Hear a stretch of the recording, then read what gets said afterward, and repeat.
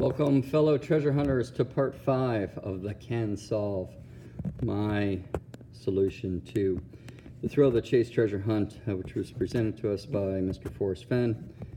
And location of the book, The Thrill of the Chase, is obviously at his website, the Old Santa Fe Trading Company.com. Be sure to visit. Be sure to click subscribe to these YouTube videos as well. And as always, I'm offering all my research to others for free. If I've enlightened you, if I've gotten you closer to your solve, gotten you closer to the treasure you believe, please consider donating to my kids' college fund that I've created. GoFundMe website /Ken/treasure/solve or -treasure-solve. And let's move on. Part 5. So we ended with this very, very critical painting. This is what it's all about in my mind. The Golden Gate painting created by Thomas Moran, Yellowstone National Park, located at the Buffalo Bill Center of the West Museum in Cody, Wyoming. Check it out if you have an opportunity. Definitely worth checking out the painting itself. Now, that was a painting location way back when, during the Hayden Expedition, 1871. But this is a picture.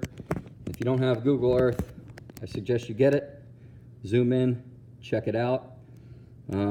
This picture is courtesy of Google Earth, and a picture of that same location today under Google Earth. You really need to zoom in, check it out, try and put yourself in the same perspective of the painting so you get a good feel of what to check out, where to look. I believe this area to be the location. I'll get more into that here shortly. So when you do that, when you zoom in with Google Earth, what you're going to find is it's hard to tell exactly what side of Glen Creek the viewpoint of Thomas Moran's painting on is. And this is pretty critical. Like you can't tell, I'm on this side of the creek, the other side of the creek, in the wood, the fallen down trees, or where exactly. So you really kind of got to zoom in, get the right perspective, line it up with the painting, but it's very difficult. You don't know what side you're on. And this is where I kind of focused my efforts, because I believed that, bottom line is, if you're going to Golden Gate and you don't know what side you lie on, you might want to bring a box of treasure and potentially try and buy your way in. I believe this was the idea, the thought behind bringing the treasure there. But further analysis kind of told me that I needed to examine things a little bit further and look at it a little bit more in a different view, and I'll get to that. But check it out. Look on Google Earth, line yourself up with the painting, and see where Thomas Moran's angle was when he was creating it. So, as I mentioned, I made a mistake. I made an error when I went and checked myself. If you saw part 1, I believed it to be on either side of the creek, and that you didn't know which side you lied on. You were on when you went to Judgment Day, and you might want to buy your way in. And there's fallen trees all around, so I believe the key was to search all that fallen wood with metal detector, which I did. I checked it. It's not there. I looked. So where could it be? I'll get to that. Really nearby in the same location is what I believe. I also think this is a good point to share, that I did look around in the museums where these paintings were. I want to highlight to folks that it's not just laying or accessible in any part of these museums. Don't go poking around,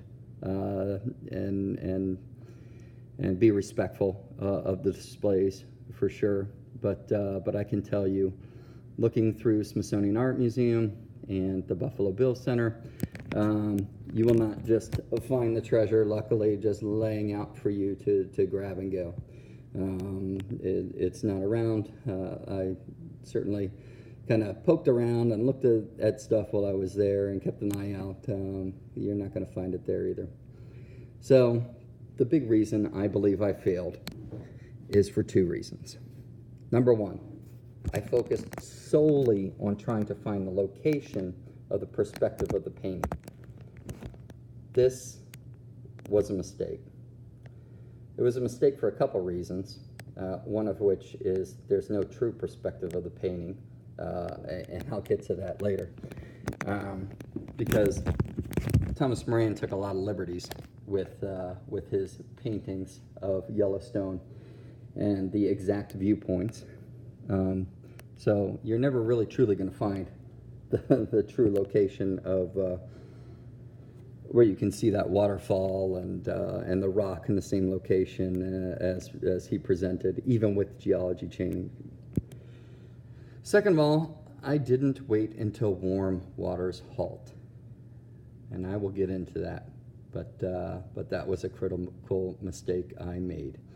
I went out there in August, I went there in June, and it was the wrong time to be there.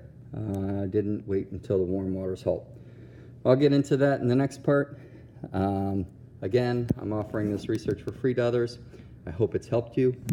Please feel free to donate some if I've enlightened you and helped you in your treasure hunt. Get closer to the treasure. Please feel free to donating towards my kids' college fund, located there. Thank you.